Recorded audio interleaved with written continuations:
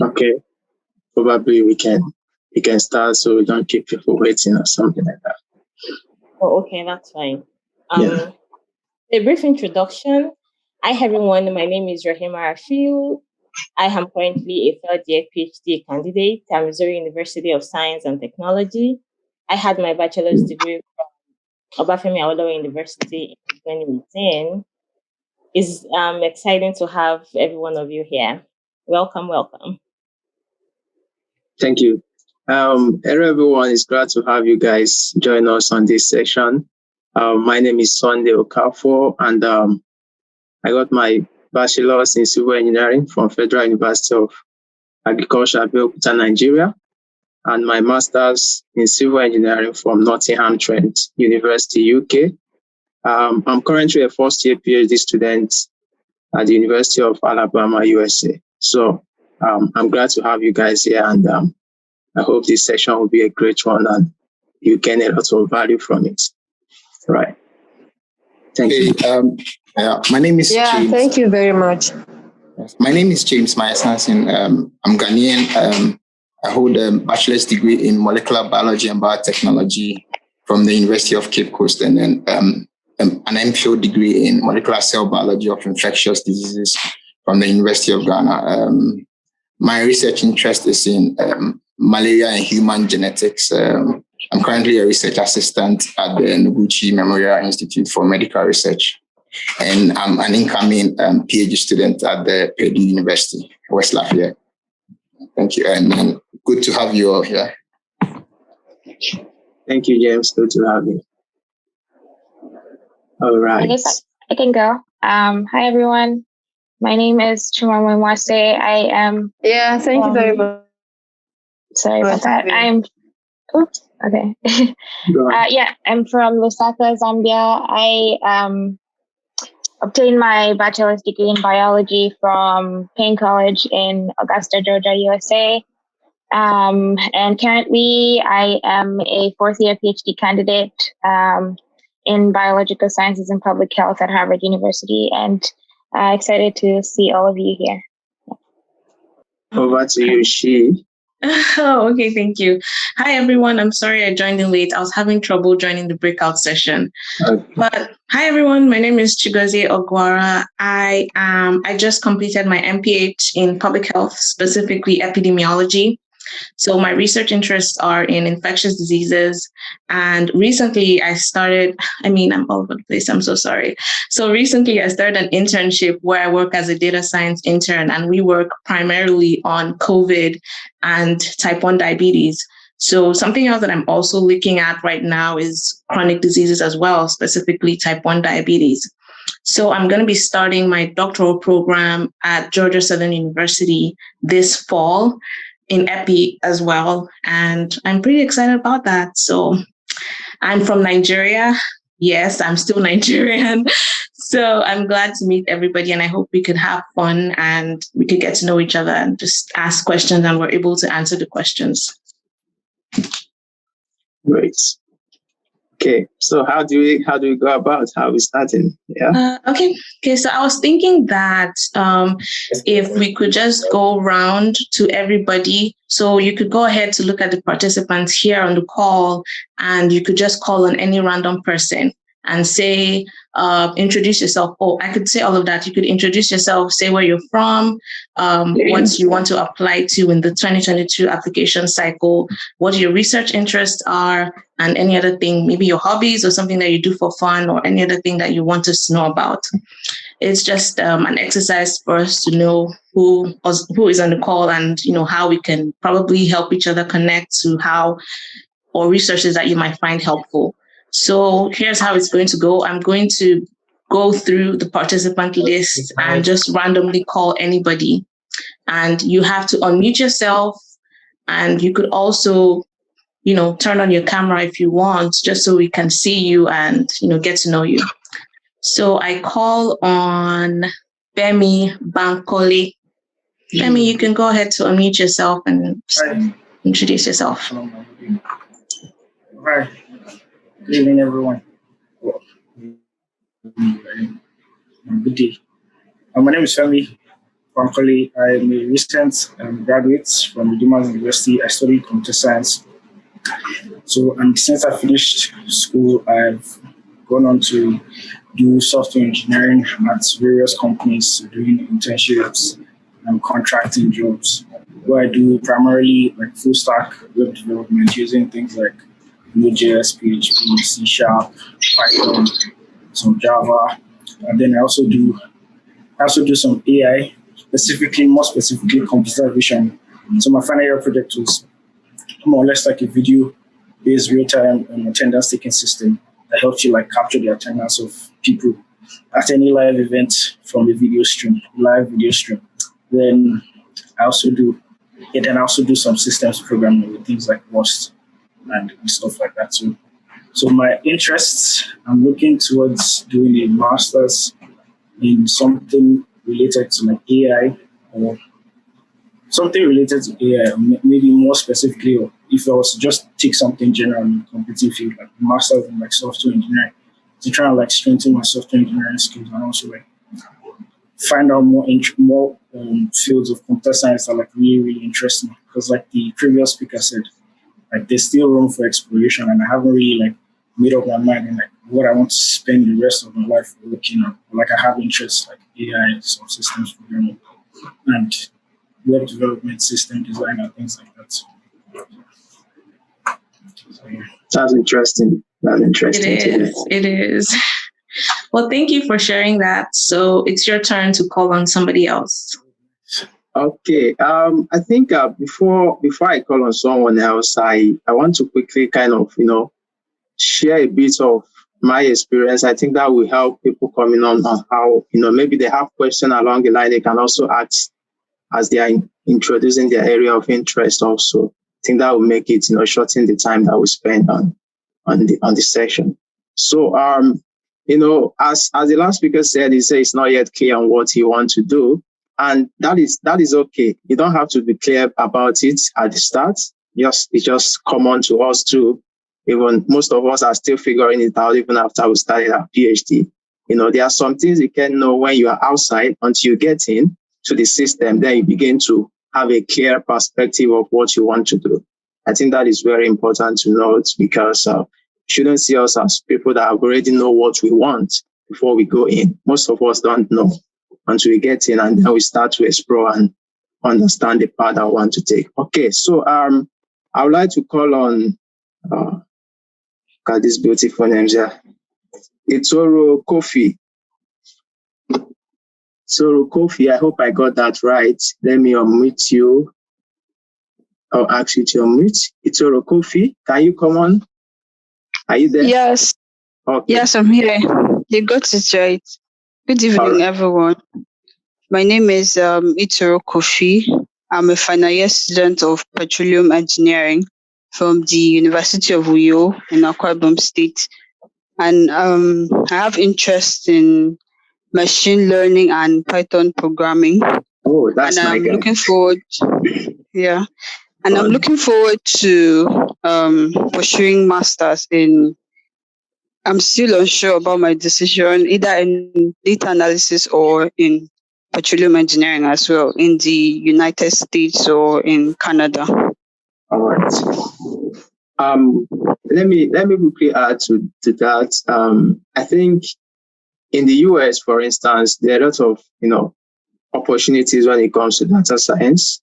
Even apart from US, Canada, there are lots of. It's like the hot cake industry right now, and petroleum engineering is kind of unsustainable in some extent. So you don't find a lot of opportunities in that area. So if I want to advise you, I would say, data science, you should go for it, explore and see where there are opportunities, and you can actually leverage on that.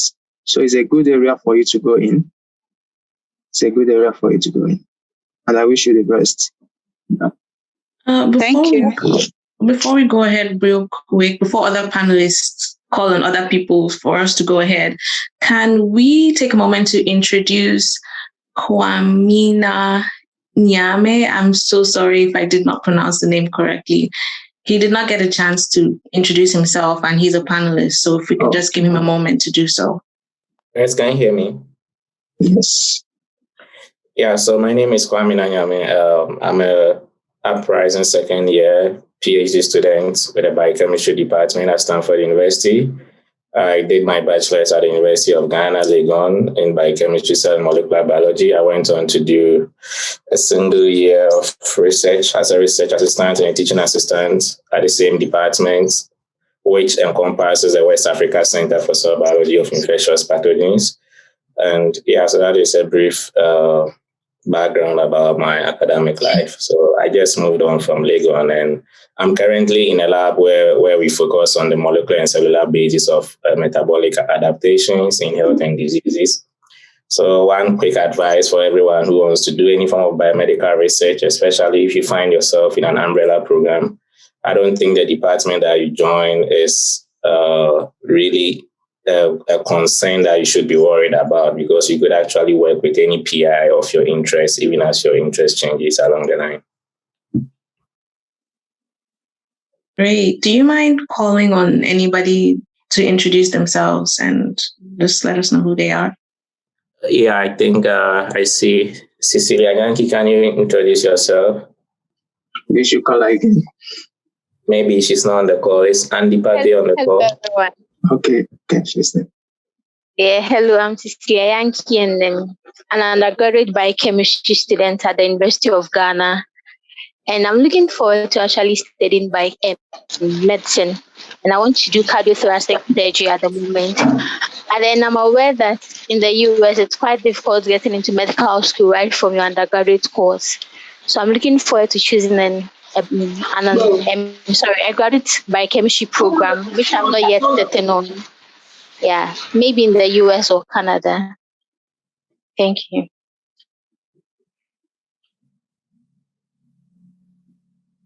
Thank you, Cecilia, for sharing that information with everyone.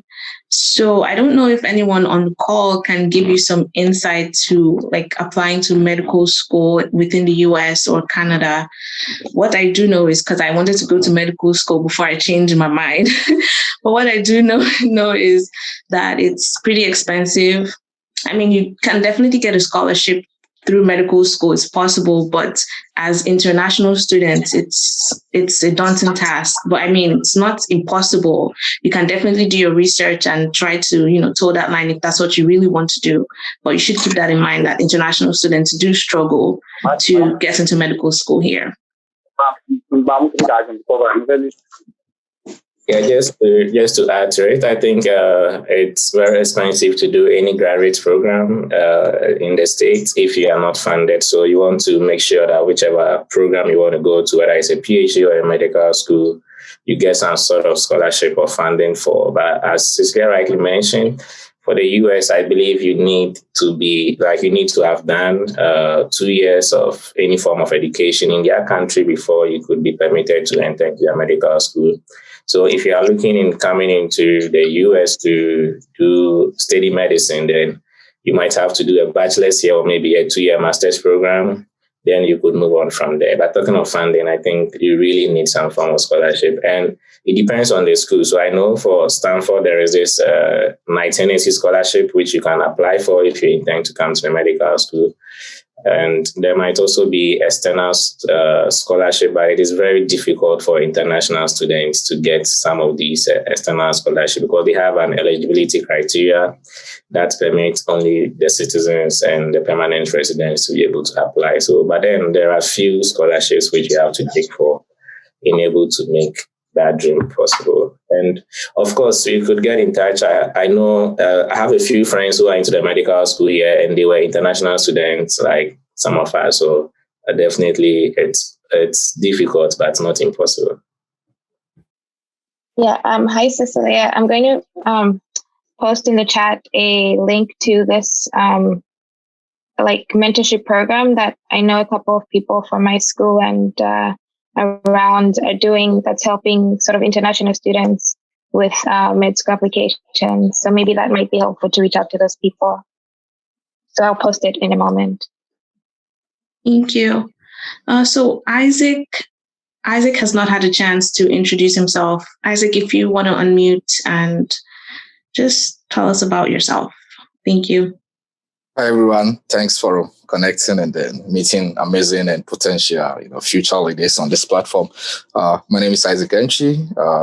Currently finished my PhD in medicine and pharmaceutical chemistry at University of Alberta in Canada, and have a postdoctoral fellowship position at Yale starting in September 1st.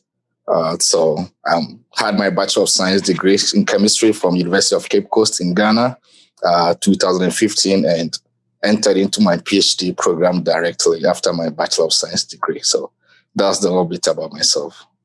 Do I have to nominate someone? Yeah, if you want to look into the participants list and just call on somebody. Okay, so Robinson, the surname, forgive me, Oturag, if I don't get it correct. Okay. I just joined the room. So what do you want me to do? Okay. You could just tell us your name, where you're from, where you're calling us from, what your interests are. Okay, thank you. My name is Robinson Oturugbum. I'm currently in my master's degree at Northwest Missouri State University in US. So I'm interested in to know more about PhD, because actually that's my plan after my master's degree. Okay, so but I'm currently in Missouri State University. Missouri State here in US. So what's your interest in? Information systems, information technology. Actually, I want to major in machine learning. Yeah, machine learning stroke data science. Yeah. Great. Have you started looking out, checking on faculties, maybe sending cold emails to potential professors? Yes, actually, I've penciled down some schools, like about 3 schools currently. And then University of Cincinnati in Ohio. And then University of Nebraska. Okay. And George Mason. So those are the 3 schools I penciled down. But currently, I just, like I said, I think I just finished about 2 semesters here. So okay. Yeah. I think it won't be that difficult for you, being the fact that you're already in the US. What I advise you is to reach out to professors that are in area of interest ahead of time, and once they are interested in you and you don't have it won't be difficult to get in. So that is one easier way to go about it before you start your application. Yeah. Okay. Yeah. Thank you, because I was just looking at the fact that, okay, I know probably IT may be competitive somehow in terms of funding, in terms of some other things also. That's why I'm just looking at the fact that, okay, I need to talk to some people who have been there, who really know exactly, okay, what needs to be done to really get the funding. I know probably, okay, because I'm here already, it's a plus anyway, but I just need more information on that. So to chip in a bit, looks like you have your schools already, and then you could go onto the net and then look at the professors in the various schools and then what they are doing, and then see where who you'd want to work with or what particular program you'd want to do, and then send emails to them. I think you should start doing that. You should send emails to them, the cold emails. And in sending it shouldn't be too bulky, otherwise they wouldn't bother to read it. So you introduce yourself a bit, and then your background, and then what your interests are, and then what you've been doing in that field where your interest is, and then you should look into what exactly a person is doing. So you state that out, that you are excited about this particular thing he's doing, and then this is what you think about it. You'd be grateful if to join his group, and then you state what you intend to learn from his project. It all helps out. So I think, and it applies to every other person. If you want to send a cold email, it just, that kind of format helps. It shouldn't be too bulky. And then I can guarantee you get a response from them.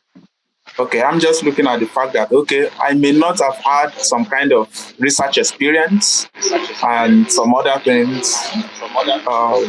So do I need to really build on some kind of research experience or something? Or what do you think?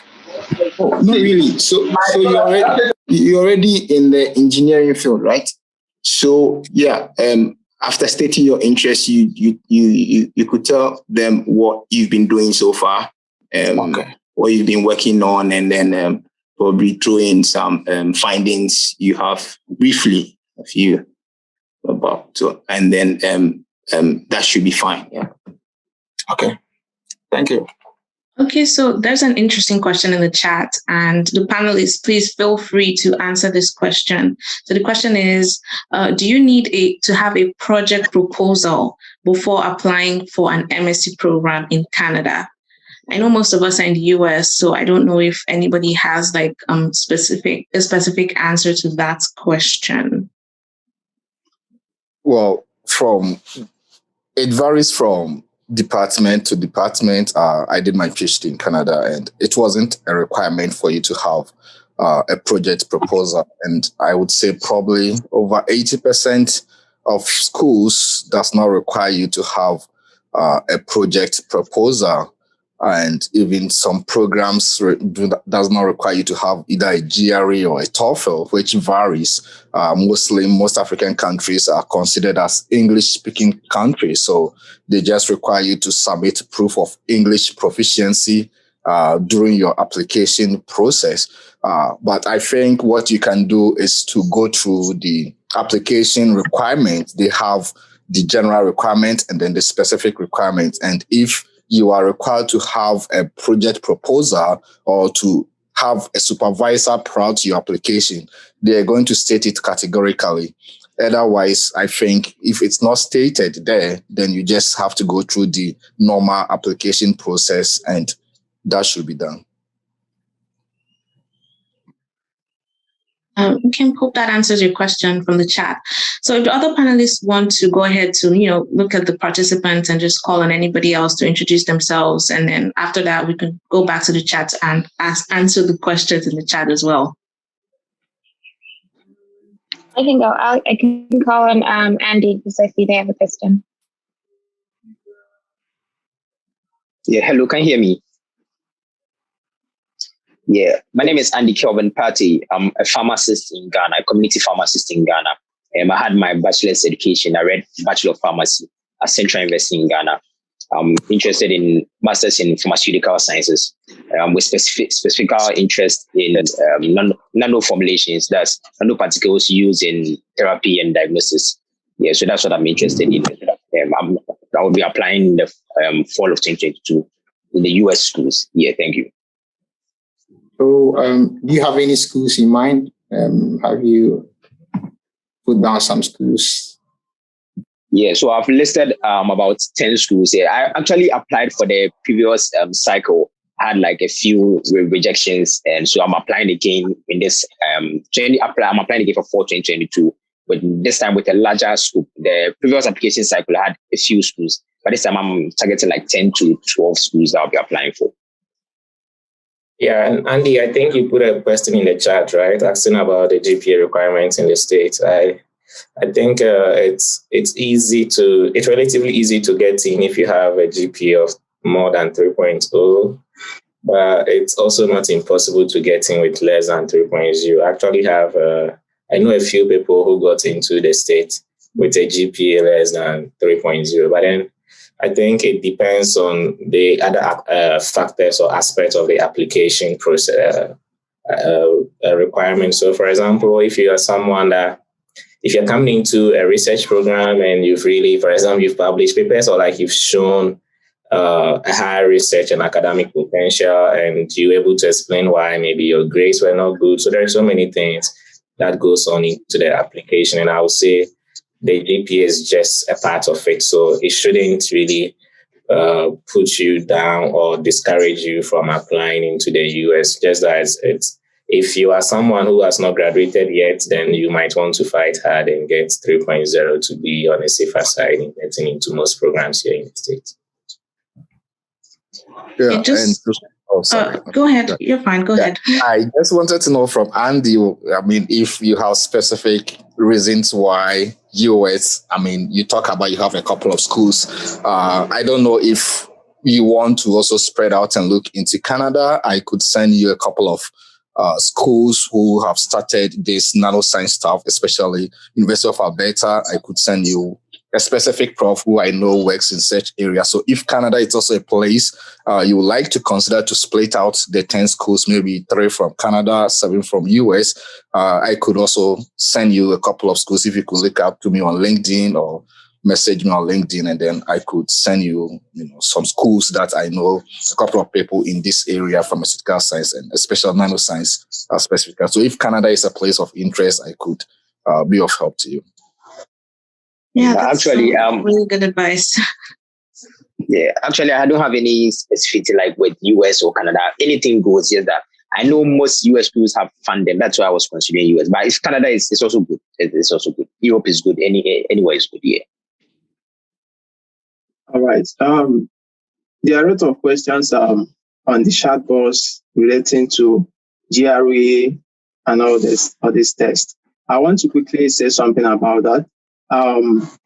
Most schools make GRE a requirement, for getting into their program. But in most cases, what GRE stands for is for funding purposes. When they are looking out for evaluating the candidate for fundings, they use GRE as a standard to look at which person are they going to give funding. But still on that, GRE is not a compulsory. There are a lot of people that have gotten a funding even without GRE. Right, like this morning, I was asking on Twitter that if you have gotten a PhD funding recently without GRE, you should comment on the post. And I got a lot of comments of people that have gotten funding without even writing GRE, and how did they go about it?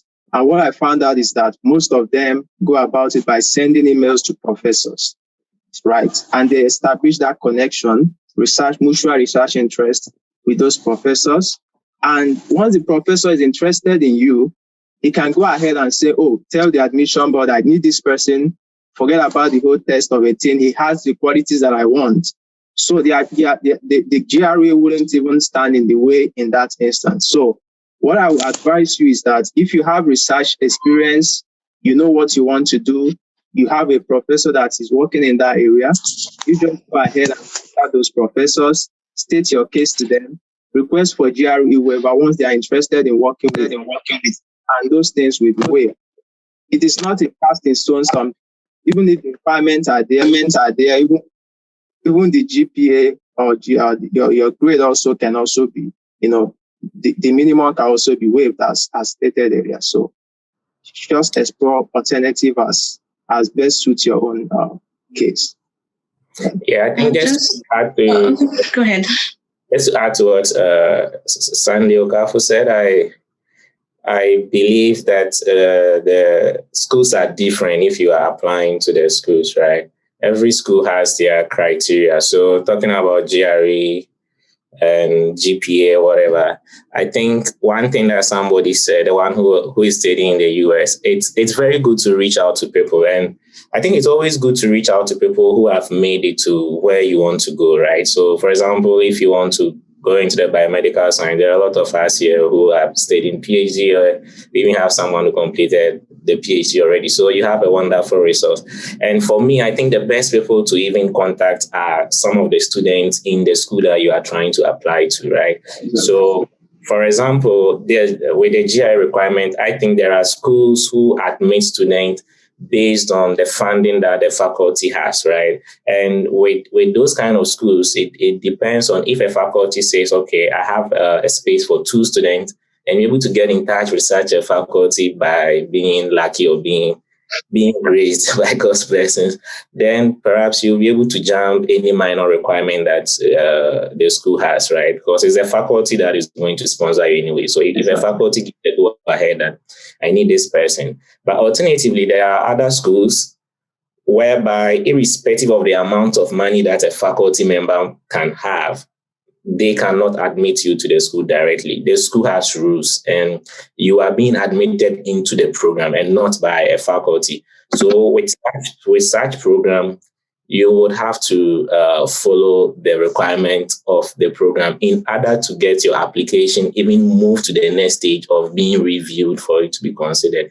And I would also say that you also want to reach out to the program directors of each program that you are applying to, because some rules might be on their website, but it might not be a lock and key thing where without it you're not able to go through. So, for example, GRE, some might be optional, or some might even be updated, but yet not updated on the website, and you'll be surprised. So you always want to reach out to someone to confirm if something can be waived or not before you give up on it, including application fee. Just in case I don't mention it, some people don't apply because they cannot pay huge application fee. I was on a call here at Stanford where we're advising Black students, and one of the PhD students said, you don't need to pay even a single dollar for an application fee.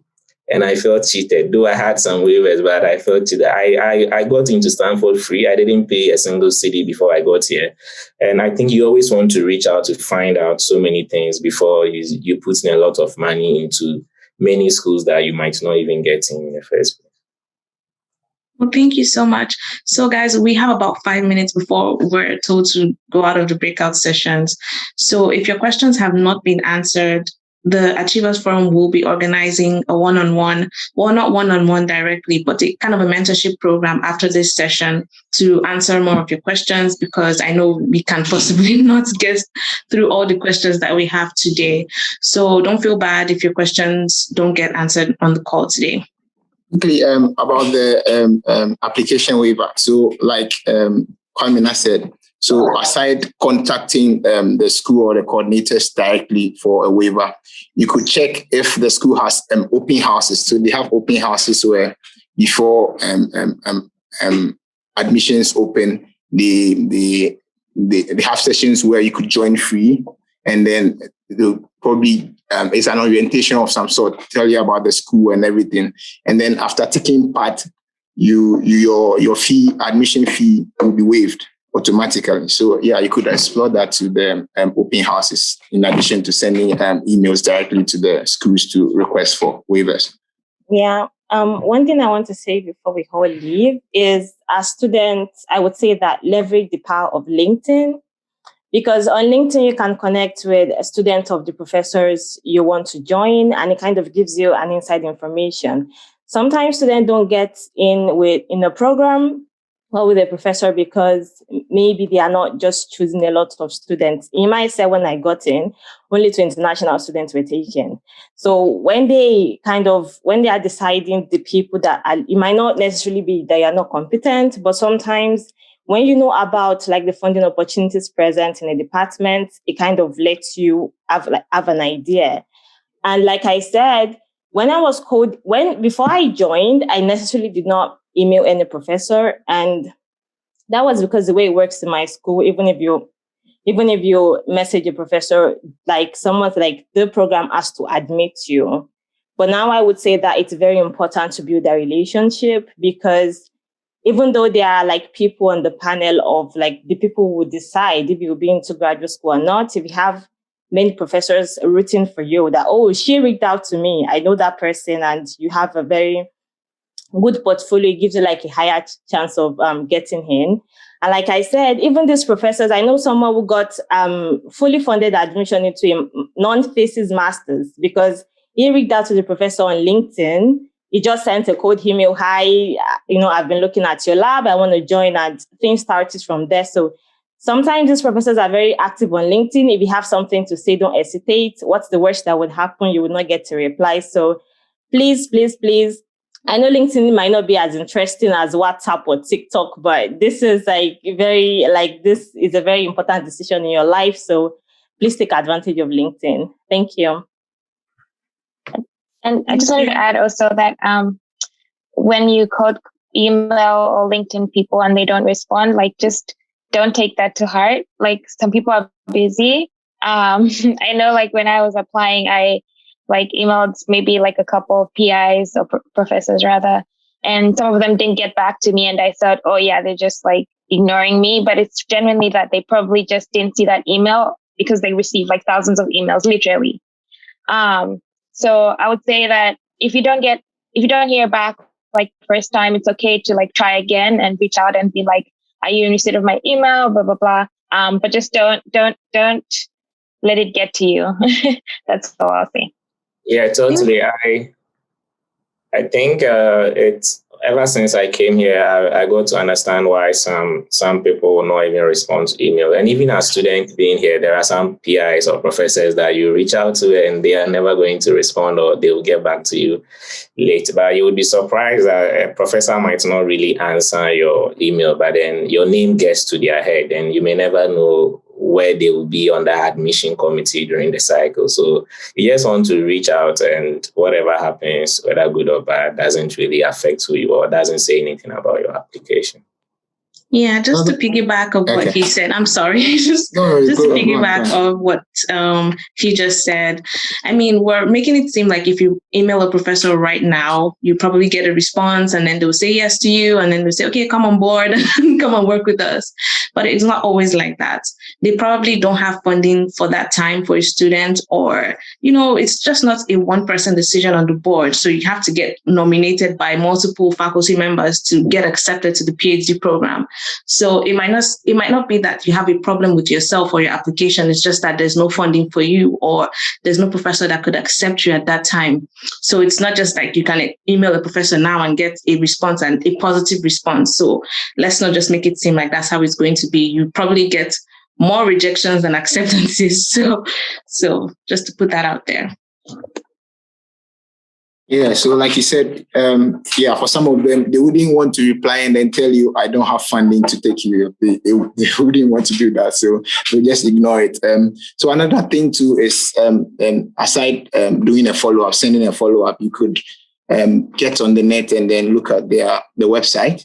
You will certainly find other people in his lab, maybe research assistants, and then those working in his lab, and you could also go through them, and then you might have seen it and had forgotten about it, and you could contact somebody else in the lab, and then they could just give him a heads up, and then you get back to you.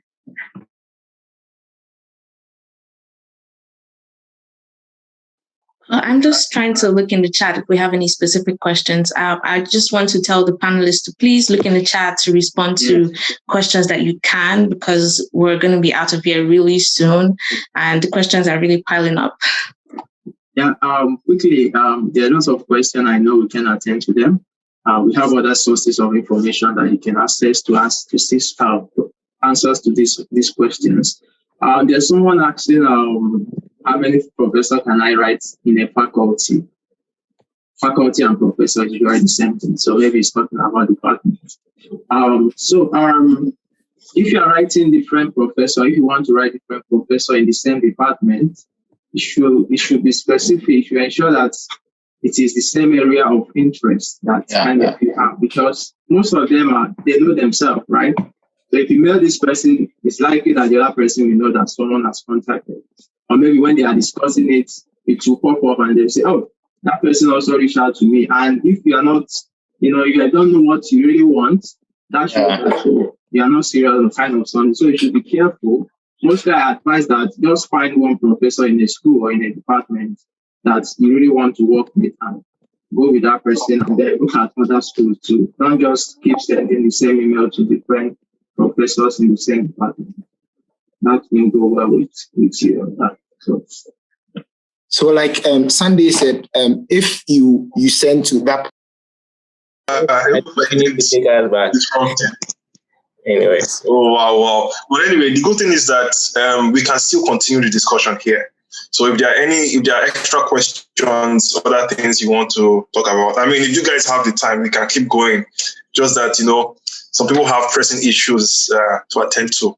some people are hungry as well, so they have things to attend to. But if you still have questions, feel free. This is now, so if there are questions that we not addressed at your breakout room, you can ask these questions on this general platform, and our panelists are still available to answer. So the floor is open. If you have questions, you can raise up your hand if you want to be unmuted. You can as well put it in the chat box, and I will read it out for you. So, yeah. Yes, someone, Latif. So Latif, you can go ahead to talk. All right, sir. Good evening, everyone. Good evening. I'm actually from Nigeria. Yeah. My name is Akina Latif Olanrewaju. I'm an undergraduate from the Department of Mechanical Engineering, the Federal University of Technology, Akure in Nigeria. Yeah. I'm currently doing my internship because I'm in my 4th year now. So what I want to ask is that because I have a passion for designs, I'm actually a graphic designer as a, just for entrepreneurship for now. And I'm trying to major in design engineering because I have passion for software like 3Ds, all these computer-aided designs, and I've been working on them. Currently, I'm also on virtual internships with international engineering communities on product designs and all that. So I have a few questions on how to get on anybody. I want someone, I need a mentor, someone to even guide me on how to apply for anything MSc on design engineering in the USA or Canada. So that's why I don't really have as much information as I want. So I need someone to actually put me through, someone to actually direct me, someone to actually, just do all this for me. Yeah. I think okay. That's a very good one. Thank you so much, Latif. Yes, so let's try to make our questions as succinct as possible. You don't have to introduce yourself in detail. Your name is already there, so we can't read your name, but just go straight to the question. So is there anyone who would like to respond on that question? I think it's a very important question. I can also add that we have plans. My internet is not stable, so I might break along the way, but just pardon my internet. But I think we are going to have an extensive mentorship plan, which will involve also leveraging upon the mentorship platforms of other people. So, for example, Dr. Casey has his mentorship platform as well as others. But we're going to make it more extensive in the sense that we are going to pair people with others that have some experience in those fields. So, Latif, I'm going to take note of your points. And please, I'm going to send you my email directly, and I hope we are connected on LinkedIn, so I can get someone who particularly has experience in that area. But if there's anyone among the panelists who has some experience in that, please, you can just chime in. And because we also have some other questions to answer, and I want to give as many people as possible the opportunity to ask their questions. Is there anyone or such who would like to say something on that? Some of my mentors are in tech fields, and what I've noticed is getting admission is not usually the problem, but when it comes to tech, the funding for masters, even PhD can be an issue. So I think the most important thing, and like I said, LinkedIn is a very good way. What I do personally is if you're looking for, you can find people in MSc, the program you're looking for in certain schools, and you can reach out to them. Usually, I know that if there's an African in that school, definitely it's a fully funded program. So that's kind of a way to sift through. So don't hesitate to reach out to people. And like I said, usually getting the admission is not the problem, but with technology nowadays, funding can be very difficult. Yeah. Thank you so much, Rahimat. And just to also add, so I'm also going to be providing a couple of documents, one of which is the compilation of the cheapest universities in Europe, so that people can use those schools as a starter for the kind of schools to search for, about 50 or so schools. Then Rahimat and Dr. Casey, for example, Sunday, Chigozi, they all have platforms, and I'm going to compile. I have the document. I will send that on our LinkedIn group. I'll also be providing a link to our LinkedIn group. So we have a LinkedIn group, and the purpose of this group is just a platform whereby we facilitate the circulation of information. And we also organize similar programs as this in the field on scholarships, CV reviews, and those kind of the mentorship. So you need to be on the group to be well informed. You understand? So next person is Emmanuel. I think Emmanuel raised his or her hand after that. So Emmanuel, please go ahead to unmuting yourself. Okay. Hello, good evening. From here, can you hear me? Yes, we can hear you. Go ahead.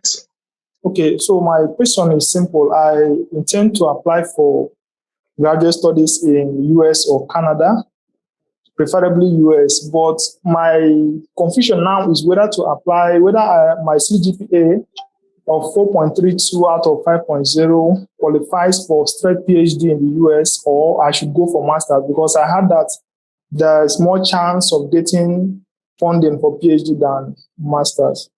So I would like more clarification on that. Thank you. Yeah, I think I could help that with that. Go ahead, sir. I think 4.2, whatever, that should be above 80% in my view. Yeah, I think 4.32 actually. Yeah, sorry for bringing your GPA lower. But yeah, that should be very helpful. And because you need a 3.0 out of 4, which is 75% out of the total, and you have more than 75%, so that is good.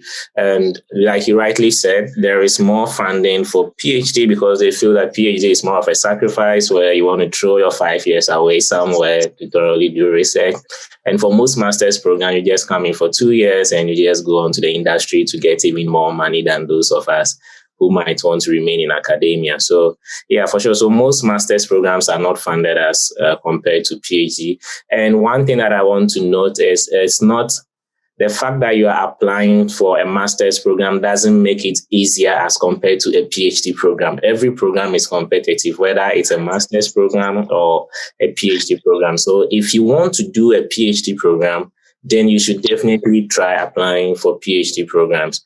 But if you don't want to stay in school for long and you just want to do a master's program so you could go and work, then that shouldn't also deter you, because in as much as there is less funding for master's program, there are definitely master's programs that are fully funded as well that you might want to fish out for. Thank you so much, sir. And just to add to that, Dr. Casey has, and also I know Sunday has a couple of videos as well, and Chigozi, on scholarship applications. I'm going to provide a link to all of that. So I think for me, my advice is this week is a week where you sit down and do your research. We'll provide all the resources you need. Please can be muted, please. We'll provide all the resources you need, the links you need and everything for you to be informed on all this. And we'll have some other programs where we would extensively explain on how to go about applying for scholarships. What we want us to do now is just to search for schools, have a list of schools, and then we'll provide more details on how to proceed with the rest of your application. Don't worry, there's no problem. We got you guys. So that's why we're here. I think the next person was Michael. If your questions have been answered, can you just lower your hand, please? Michael Olufemi, can you go ahead, please? Thank you. Okay. Good evening. Can you hear me? Go on.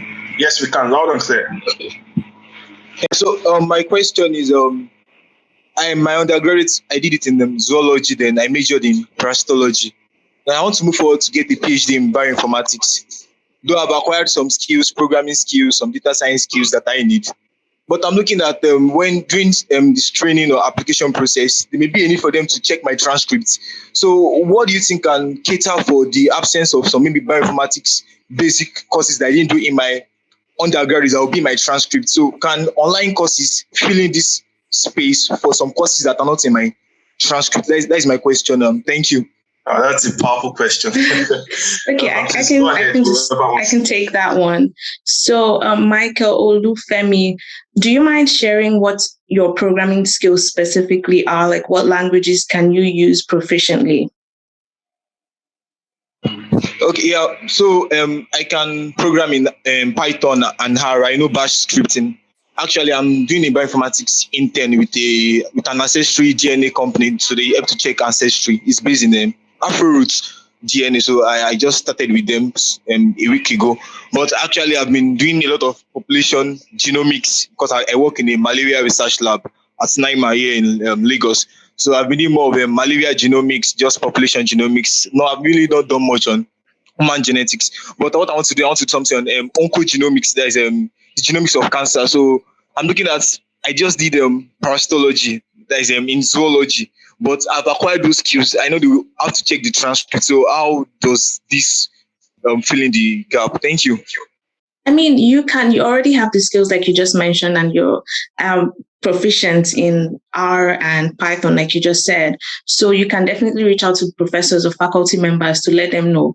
And when they have a conversation with you, you can schedule a Zoom meeting, or they can schedule a Zoom meeting with you to have a conversation with you. And if you're as good as you say, when they have that conversation with you, they're going to determine that for themselves. So I just hope that answers your question. It doesn't necessarily have to. Most data scientists did not study data science in undergrad or master's level at PhD level.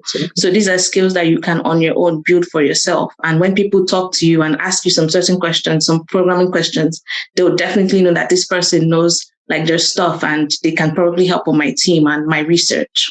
That's what I'll say about that. Yeah. Thank you so much, Chi. Probably, if anyone has something to chime in on that, if not, we can move to the next question and take probably 2 or 3 questions there after. You can also as well put your questions in the chat box, and then one of the panelists can also respond to your question. And panelists, feel free to put your LinkedIn link so that people can keep in touch with you. And those who have YouTube channels, if you want, put your link there, people can subscribe. Your channel is particularly focused on application matters. So because we want people to do their research during this week, so then when we start the mentorship platform fully, we can have people who are informed and motivated. And we have a series of events also. We have people who are equally informed.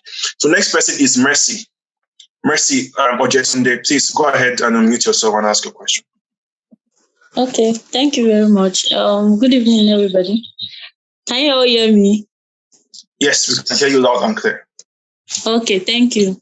So I just want to know about the Vernier graduate scholarship in Canada. Yeah, I went through I went through the site, and I was seeing some things about nomination, which is more or less like this Commonwealth shared scholarship. So I really want to know more, or maybe if I can get someone that has gotten it, so that I can actually, get more information about it and see how I can also submit applications for the scholarship. Thank you. Yes, thank you for the question, Mercy. So you're referring to Canada. I think Dr. Isaac, rather, sorry, pardon me. Dr. Isaac I think he completed his part of his degree, I think, in Canada also, and he has extensive knowledge. I don't know if you have something to say, sir, about that. Yep. I know for sure for the Vernier scholarship, I don't know if it's available for external, but for internal students, and presumably that is the highest and prestigious scholarship in Canada. So very, very competitive. And over the past 4 years in University of Alberta, I've had a couple of my Nigeria friends obtaining that scholarship, but that is when they were students.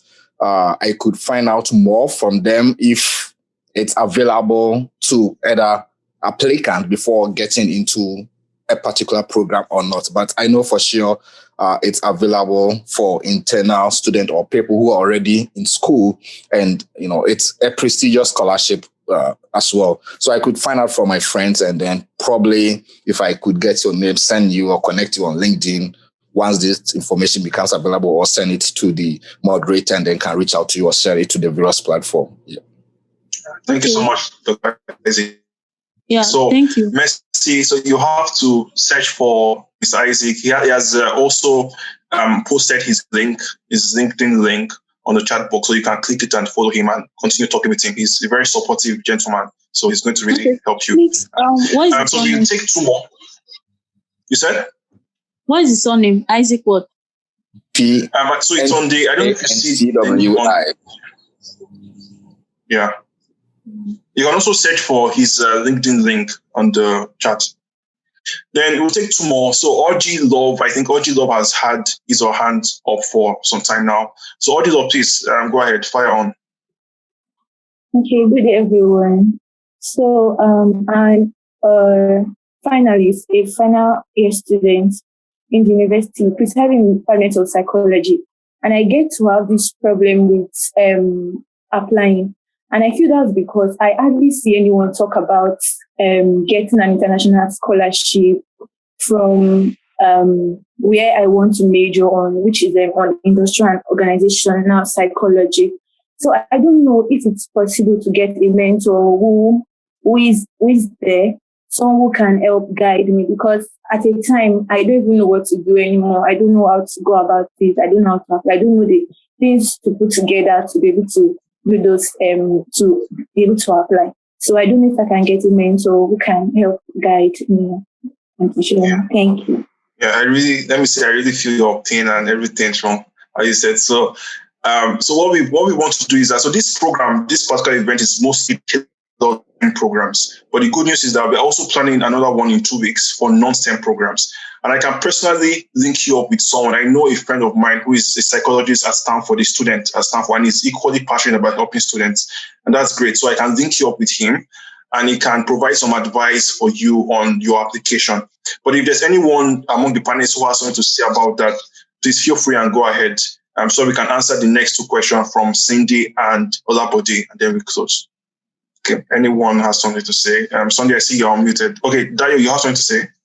Yeah, I just want to give a general tip on trying to reach out to, I would suggest that you try to reach out to Nigerians who are in that school. Even if they are not in your program, they would be able to offer helpful advice, or of course refer you to someone who is currently in the program. So one way to do that would be through LinkedIn. So for example, you could just type UTrono, like University of Toronto and space Nigeria. You would now see profiles of people who are from Nigeria and are currently or have gone through University of Toronto. You can do that for any school that you might want to get a mentor at. Sometimes you might find mentors on this platform, but of course you should know how to get that on places like LinkedIn too. Yeah. So I hope that's helps someone. Okay, is it fine if I just say a few things? Sure. Go ahead, sir. Go ahead. Yeah, just about because this also came up in our sessions about how to reach out to people either through LinkedIn or emails, and I think there are some rules that make it easier for you to get a response. So let's start with LinkedIn. If you send a request to someone, if the person doesn't check LinkedIn that frequently or has a lot of requests, it might be difficult for them to respond to you. So one trick people do is to comment under one of their posts. You get notified if someone comments under one of your posts. Then while commenting, you can just say, I would like to connect with you, or I would like to discuss with you about 1 or 2 things. That's one way. Another way is to reach out through official emails. But when you are reaching out through official emails, always take note of the fact that the person might be in a different time zone. You don't want to be sending emails at 2 a.m. or 1 a.m. or in the weekends. Just try and time your email so that it gets delivered at the right time. I commonly time it to get delivered either 9 a.m. if that's when it starts work, or just immediately after lunch break or towards the end of the working day. And I tend to get responses, especially just before lunch break starts or after lunch break. That's one. The second is if you send an email, it's a general rule of thumb to just give about 5 days for the person to respond. Not that they've not seen it.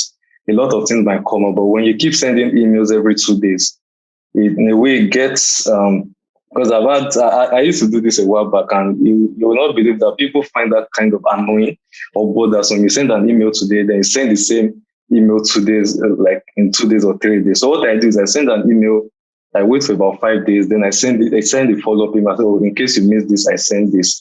Then it just makes them know that at least you are considering that they also have a lot of responsibilities.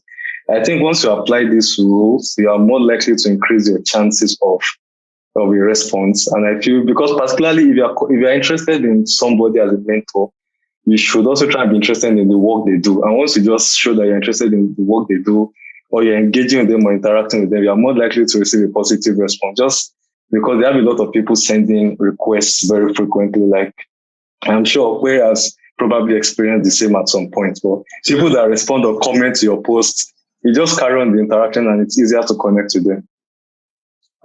Let me add something. Let me chip in something to that.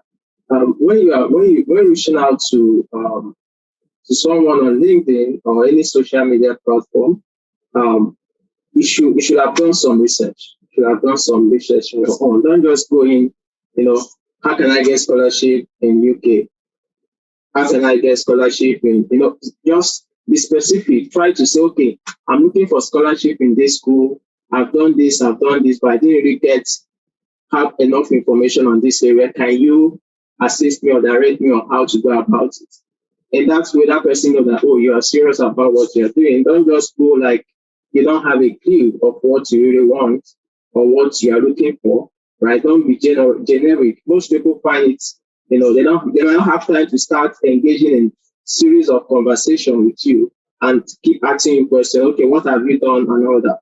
But when you are specific enough, you can easily get a response from that person, right? So I would advise that you always do some background research first and before you approach anyone, because we are all busy here.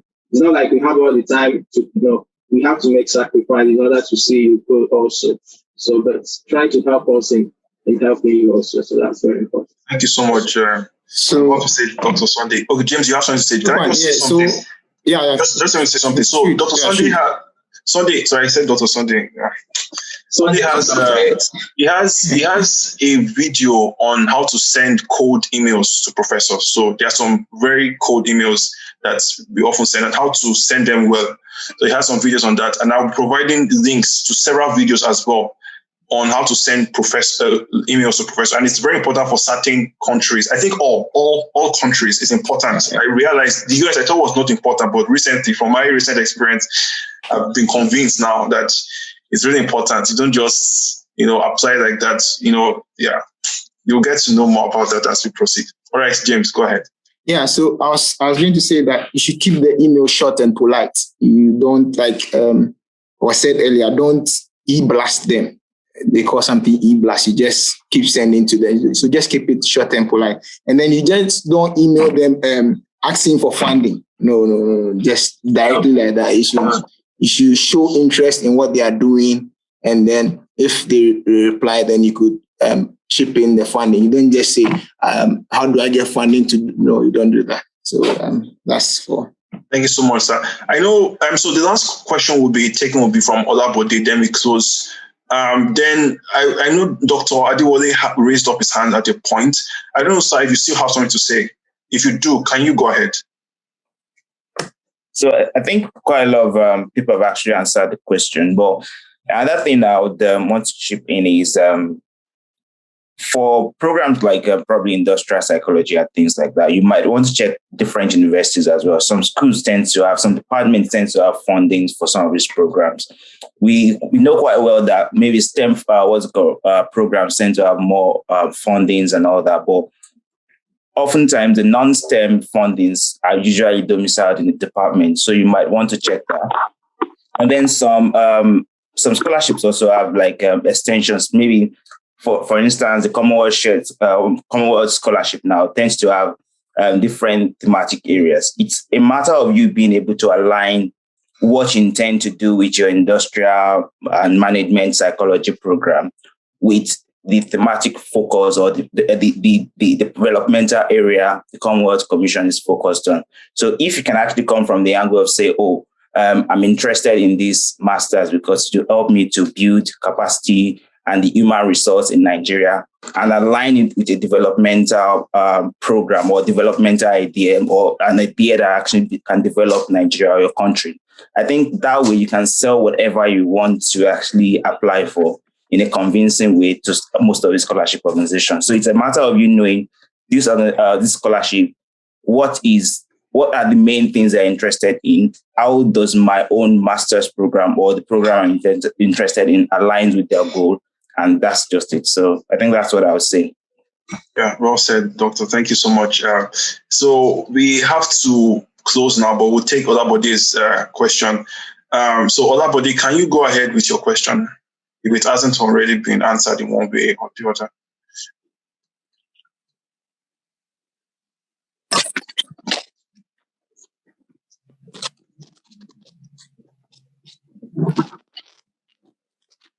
Yeah, Olabode, can you fire on? PhD programs in biomedical sciences or biochemistry, physiology, something in the sciences in the United States. But now, the question from things I've read online, I've tried to read a lot of things online. Olabode, if you can hear me, it's like your mic is not stable. Can you start again with your question, or you can as well just type it out. You can type it out in the chat and then we can answer it. If it's difficult because I understand the internet might be unstable where you are, just type it out in the chat and we would answer it. or you can send that to you. Okay.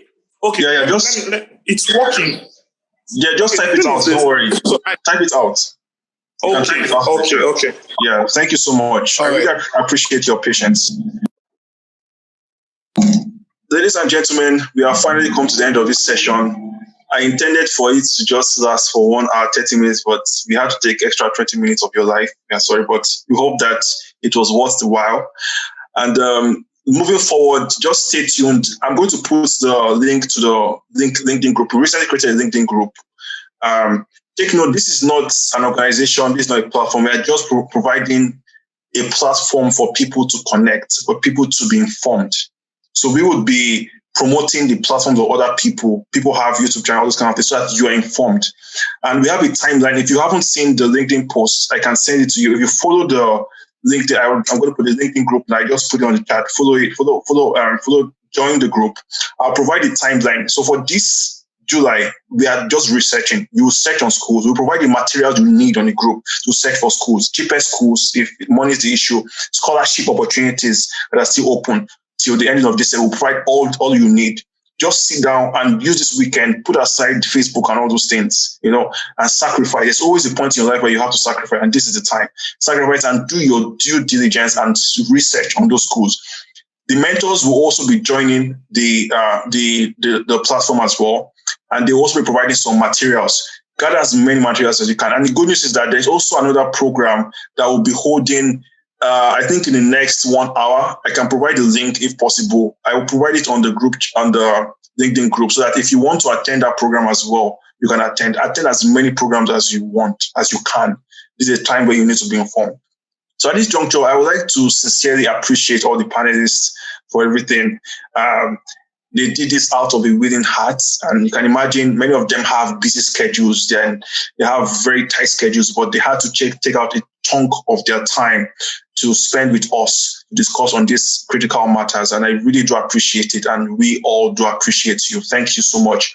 Lastly, we'd like to take a group picture. I believe in the breakout rooms, we are taking pictures at different breakout rooms. I hope we did, just for record purposes, so that you can just look at yourself later on in life and say, yeah, I attended this program, blah, blah, blah.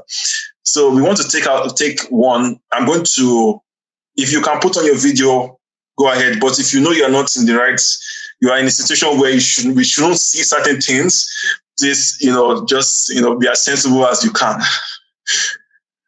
All right, so let me see how I can.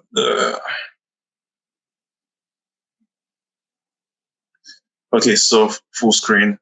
All right, so I'm going to take different sections. It might take some time. Just be patient for a little bit. There should be a way to expand this. So,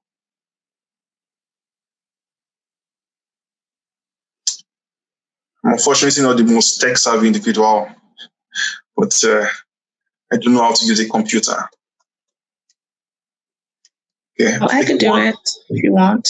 Yeah, please, if you can help me. Yeah, I took some pictures already. Okay. Yeah, let's take as many. Because some pictures, people did not smile in those, might not have smiled in those ones.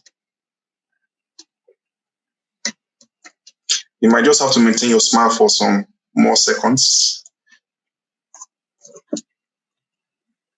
Like they say, it takes fewer muscles to smile, so it shouldn't be too stressful.